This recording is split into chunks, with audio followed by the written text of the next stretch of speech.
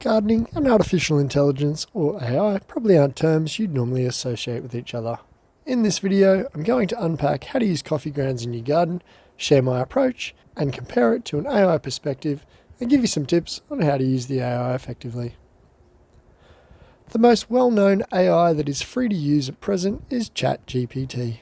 ChatGPT is an AI language model that is generating some justified hype, given its ability to perform tedious tasks in seconds, including writing emails, producing content, and even proofing computer code for errors, and that is just the tip of the iceberg. This platform is increasing productivity on a global scale, but can it do the same in the garden? When asked or prompted, it doesn't come out and say that it's useful for gardeners, but it has the capacity to be pretty handy. How to use coffee grounds in the garden. So my approach: coffee grounds are organic matter and should be recycled back into your garden system. Coffee's acidity is said to be a problem in the garden, but that really is dependent on how you use it. Add the coffee grounds to your compost first and foremost, and the reason you do this is it will reduce the acidity of the grounds. The brown leafy waste in your compost will balance out the ground's acidity and give your compost a neutral pH when you add it back to your soil. If you want to add coffee grounds directly to your garden on a daily basis, you can sprinkle it around garden plants or on top of the soil and mulch. If you're sprinkling in the garden and spreading it around, you probably won't exceed levels that can do too much damage to your plants unless you run a coffee shop or collect grounds from your local coffee shop.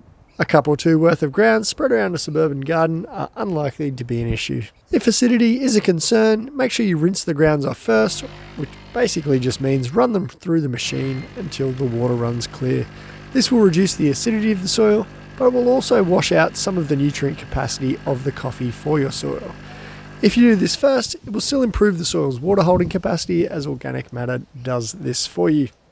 I actually tested growing beans in coffee grounds as a seed raising mix, but I haven't done much testing beyond that. If you want to see that video, I'll pop a link in at the end. To ChatGPT.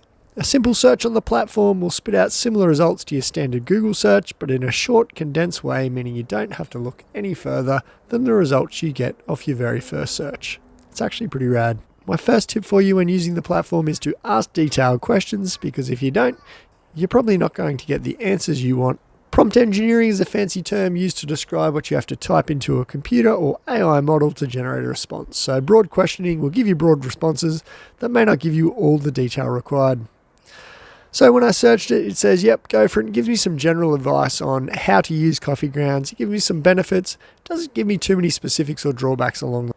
So you can see, as I continued on my search, I asked a few additional questions to draw out all of the specifics on how to use the coffee grounds and what the best time of year was to plant them and so on.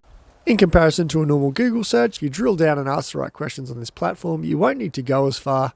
It's actually a really handy resource. Like this video on exponentially multiplying shallots. My second tip is always check sources or fact check like you should in general.